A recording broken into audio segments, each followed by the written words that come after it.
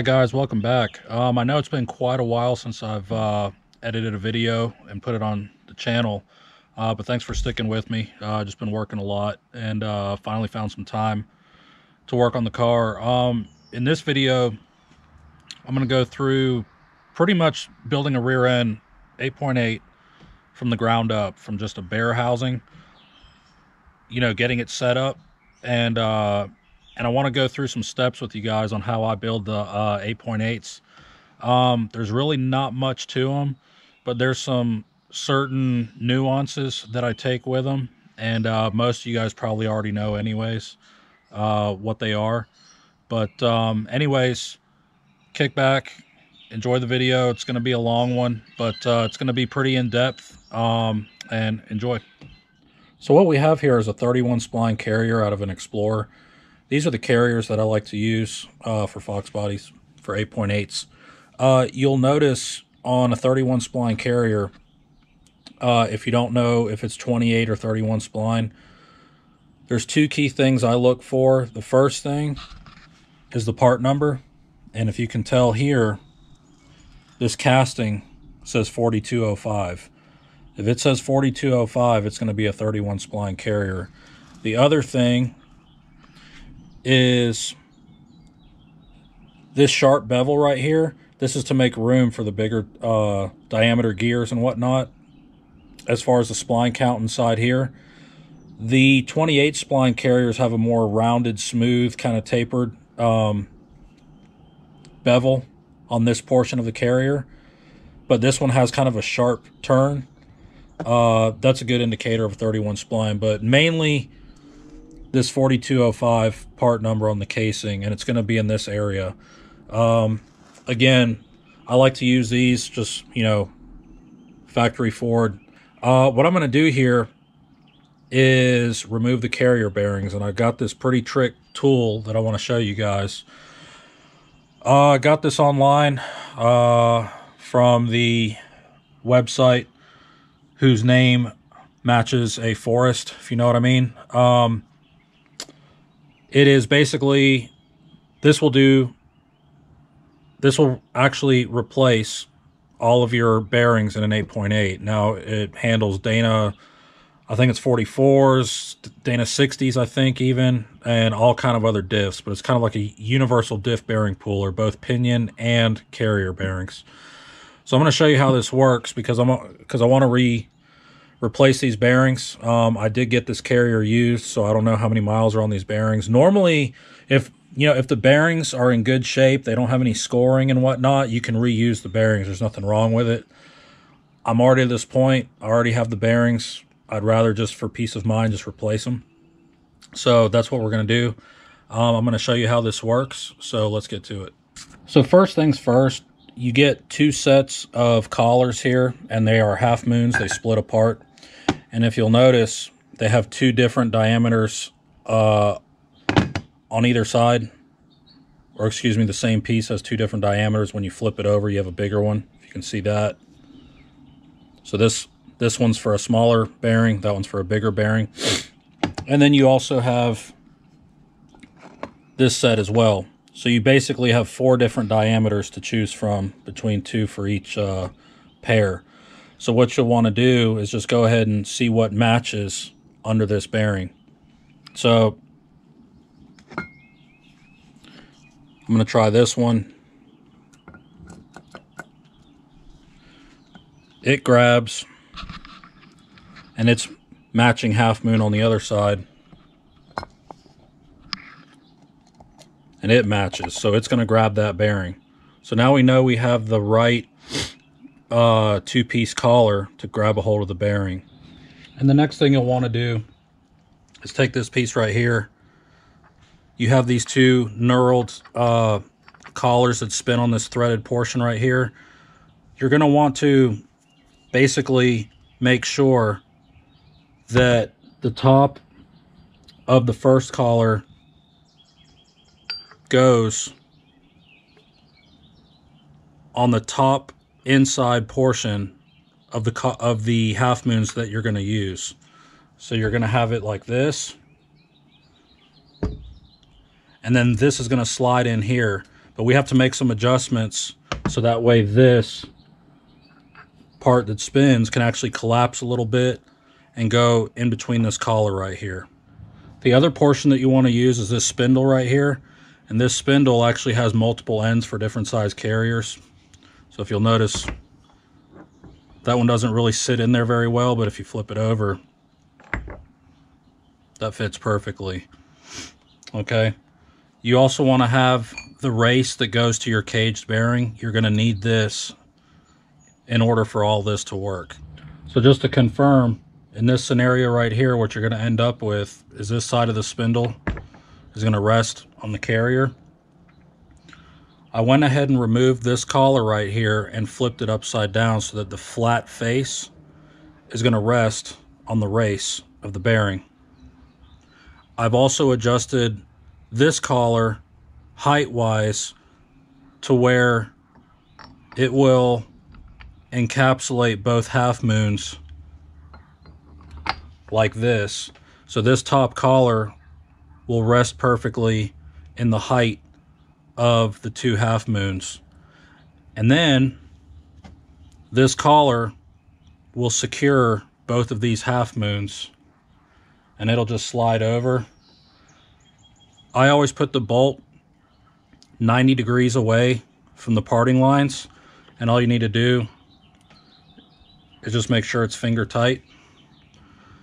And at this point, what you can do is take your socket and take your impact and run the shaft down, and what's going to happen is it's going to pull up on this bearing and remove it.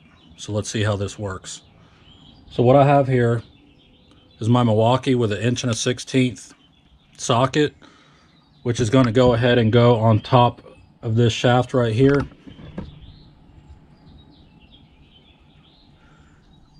And what I'm going to do is go ahead and run the impact on the shaft and it'll pull the bearing up.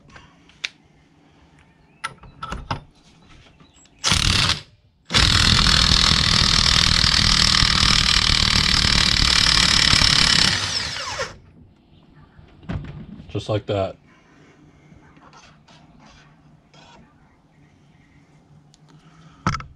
And literally, guys, it's just that quick. That was real time. All right, so what we're going to do now is press on the carrier bearings, and these are them. These are the Koyos, and which is pretty much OEM for Ford. What I did was I took one of the old bearings and I took it apart, and then I honed out the inside of the inner race because I'm going to use this to press on the new bearing to press onto the shaft. So this will just kind of slide over here just a little bit, about 1/8 of an inch. And so what we're going to do is take this bearing and take it to the press and press the new bearings on. And here we go, guys. Bearings being pressed on. And I just put some light oil on the carrier. Go ahead and finish this and then we'll do the other side. And there it is, fully seated. Alright guys, so what I do to these carriers is I drag a file across the faces of where the ring's going to go on. And you don't want to push too hard, but you know, in case there's any burrs, you want to make sure this thing's absolutely flat. Feels like there's a couple burrs on here. Just lightly scuff those down. Just want to make sure these surfaces are flat before the ring goes on. And same thing for the ring. I just drug a file across the holes. There was a couple high spots where the threads started, but that's fine. They're nice and flat. So this thing's pretty much ready to go on. What you will notice is this ring does not look new, and that's because it's not. The ring and pinion set is a 373 set out of an Explorer. So you can save yourself from some coin if you want by going with a perfectly good used set of 373s out of an Explorer. I kind of like going this route just because I know that these came from the factory from Ford, set up perfectly in the 8.8 that they assembled, so I know the patterns are going to be good and everything. Nothing wrong with the Ford Motorsport gears or the Ford Racing gears. I've used plenty of those too. But, you know, if you want to start over from scratch, but you can save a little money by buying a good used set that hasn't been messed with, that came out of an Explorer 8.8, and that way, again, you know that Ford set these up exactly right at the factory. And what we'll do is we'll recreate the pattern when we put the carrier in the diff. And there it is, guys. The ring is on. And what I did was I walked the ring on. It's got a press fit, slight press fit. I just walked it on with 2 bolts that are 180 out from each other. Once 2 bolts barely started, well, then I tapped the same opposite ends, 180 out, with a dead blow, with a rubber dead blow, and that kind of got the ring to seat a little further on the carrier. And then just ran all the bolts in, and in a crisscross pattern, I torqued them to spec. So let's go over to the differential housing and see what we have. All right, guys, I tend to build these 8.8s on the ground. The first thing we're going to do to the housing is drive in the new bearing races. This is pointing downwards towards the ground, but you're going to have one race. Your pinion bearing, the main pinion bearing that goes right behind the teeth, is going to press in here. And then the outer pinion bearing, which is on the other side, that race is going to press in from the outside in. What you want to do is make sure the bores are perfectly clean. There are a couple nicks in this bore. So what I'm going to do is take some 120 grit emery cloth and lightly scuff and bring any kind of, debris down to the level face of the bore. There are a couple here from when the bearing was driven out. So I'm just going to go ahead and clean these up and make sure the bearing race will actually press in nice and smoothly.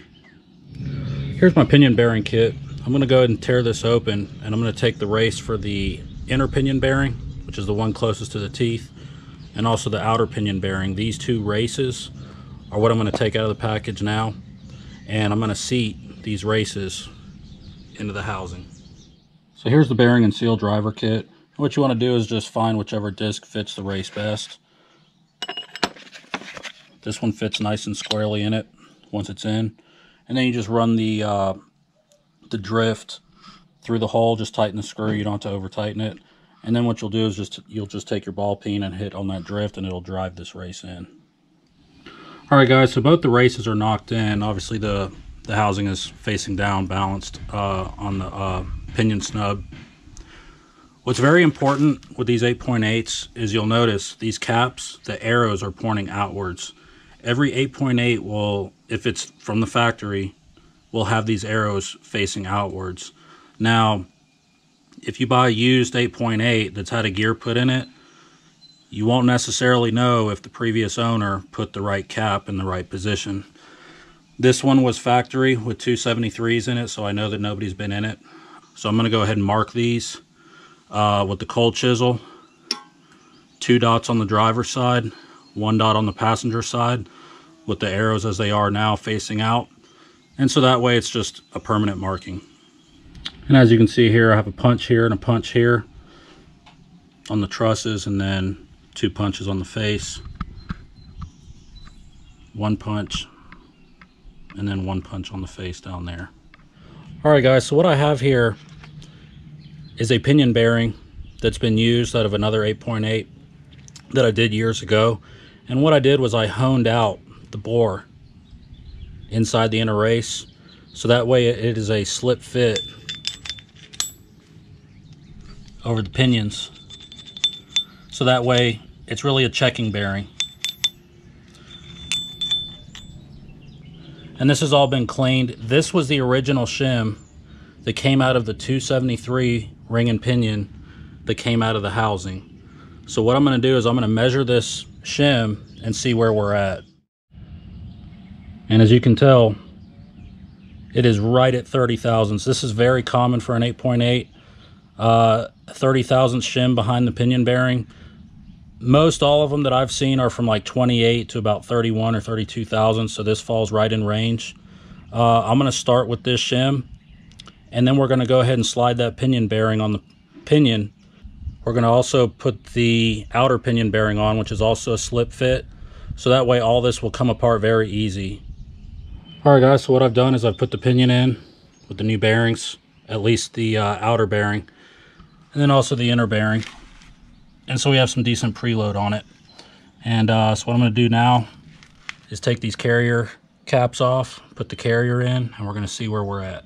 And what we have here, guys, is the carrier side shims. So when I took this apart years ago, this one is the driver's side, I have them marked, and this one is the passenger side. And what this is going to do is center the carrier left to right.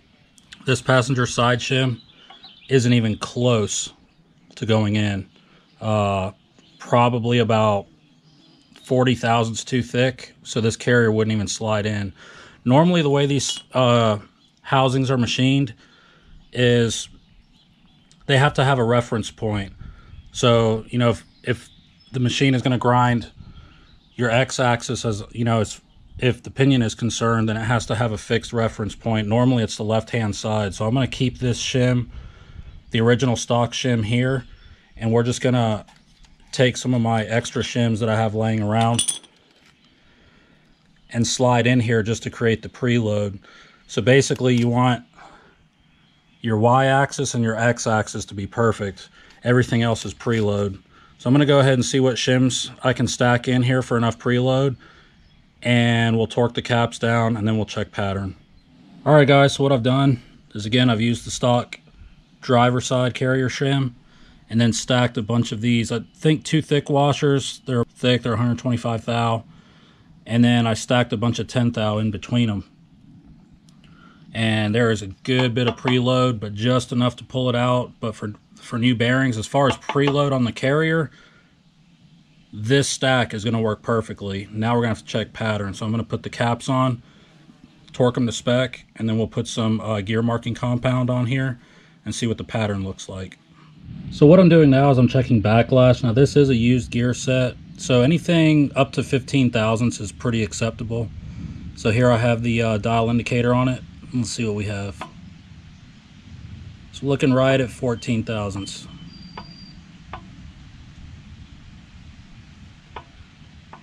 About 13.8 thousandths. So that is perfect, guys, as far as backlash is concerned. But now we want to make sure the pattern is good. All right, so now that I have my gear marking compound on the teeth, I'm going to go ahead and grab a hold of the pinion with a rag to put some load on it. And then I'm actually going to also grab the ring with a rag too, so it simulates putting load. So I'm going to go ahead and see what witness marks we have, and we'll adjust shim if we need to. Guys, this is perfectly what I wanted. The witness mark on the drive side, which is what we're looking at here, is a little bit on the inside.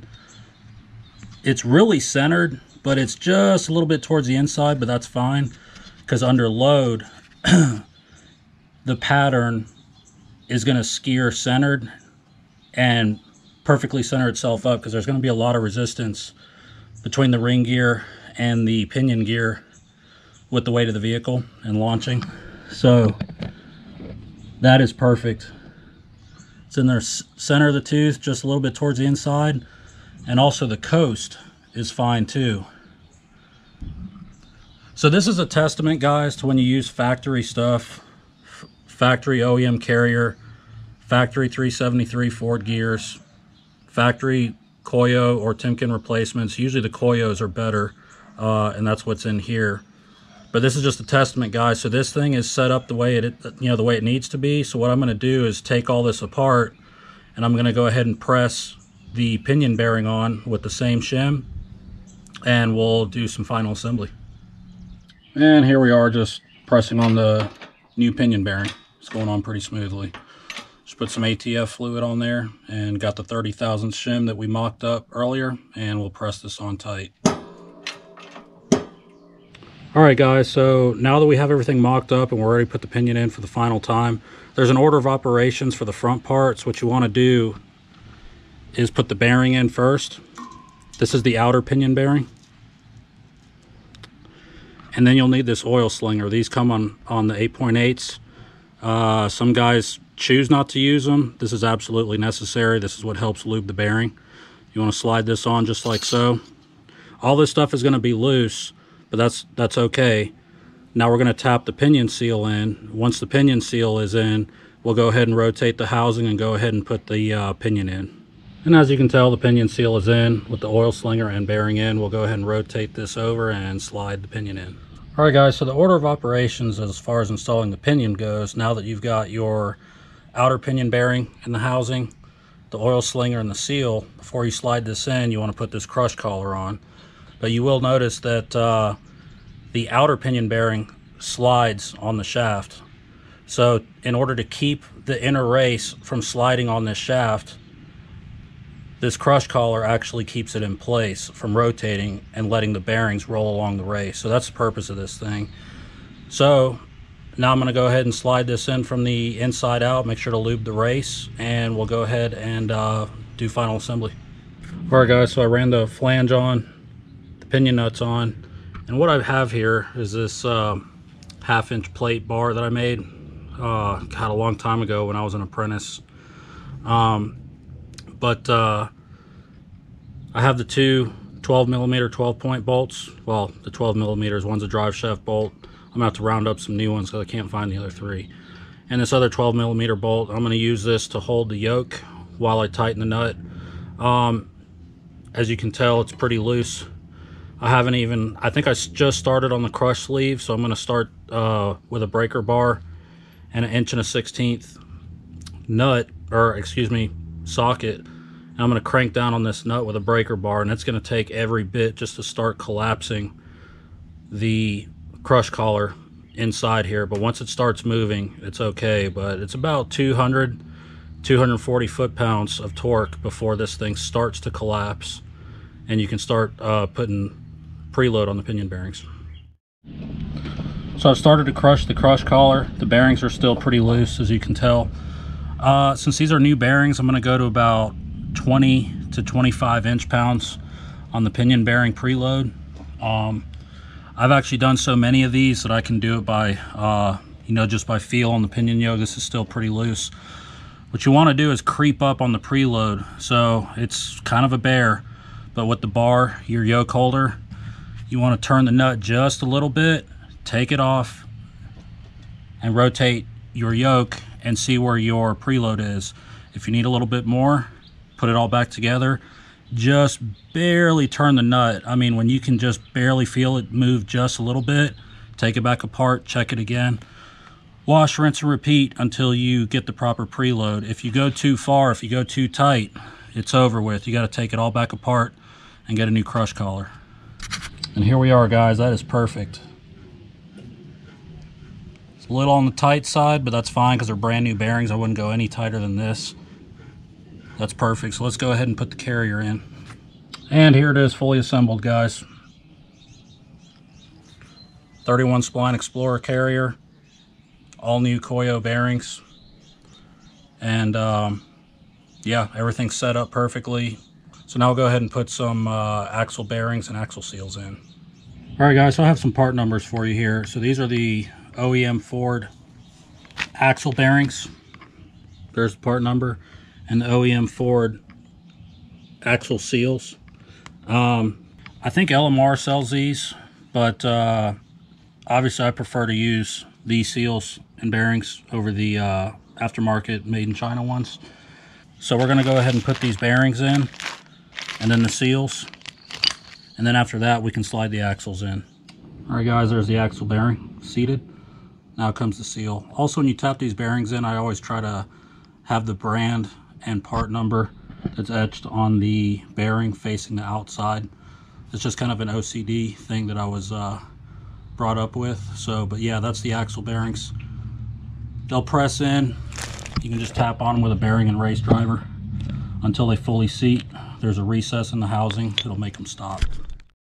So what's cool about these OEM Motorcraft axle seals is they have a bonded silicone ring around the outsides just to help seal them. All the aftermarket ones don't have this, but this is why I prefer the Motorcraft stuff. So we're gonna go ahead and drive this in. So here they are, guys. Bearings and seals already installed.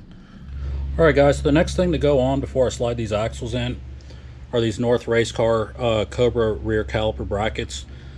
What I did was I took a file and just kind of drug a file around the flat face of the housing end, just to make sure it's nice and flat. Before we mount this, these holes right here, you can use the stock 3/8 24 bolts. They're 1 inch long. Since I didn't have any, I went ahead and sourced some. And before the axle goes in, I went ahead and put some lube on the inside lip of the seal, and also a little bit on the Koyo axle bearings inside. So just make sure that you know, the seals aren't dry. It just helps everything seat and you know, for first run.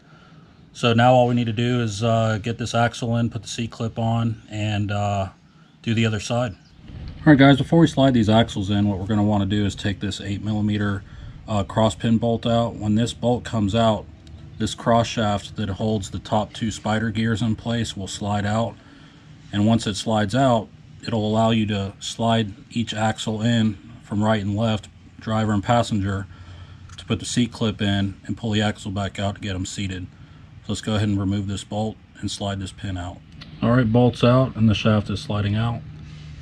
And again, once this is out, we can slide the axles in. And here are the axles I'm going to be using. I got a pretty good deal on these from a person who was going to go 5 lug in his Fox body. Bought all the parts and sold the car. But these are Yukon 31 spline C-clip axles. Normally, I always opt for the Moser 31 spline axles. But because I got these for a pretty good price, brand new in the box, I'm just going to go ahead and use these. So what I've done is I've already pressed in the wheel studs, and what I did there is I just put some anti-seize on the knurled part of the studs, and then I just stacked up some 1/2-inch washers and ran an acorn wheel nut in reverse to where the acorn's facing out, and just took my Milwaukee impact and drove the stud in from the back, and it seated all of them. And here it is, guys. Everything's put together. By the way, I got the spherical bushings. Not sure if I mentioned that earlier. But everything is assembled. Got the cross bolt in. One thing you want to do with the cross bolt is put some blue Loctite on there. Don't want to use red just because it's a little too much for a small bolt like that. If you ever need to remove the axles, you're gonna have a hard time. So just some blue Loctite. One thing I will do before I put this in the car is we'll get the brake lines mounted and situated, and then we'll put the cover on, and that should be good to go. All right, guys, so moving on to the brakes on this rear axle before I put it in the car. It's just a lot easier to work on it, you know, the brake lines while it's out still. I'm going to go ahead and mount these rear caliper hose brackets. These are from LMR, the JBM, or excuse me, the J&M kit. You know, it gives you the right and left. Hard to tell, but as you can see, I've already marked with a Sharpie where I'm going to drill these holes.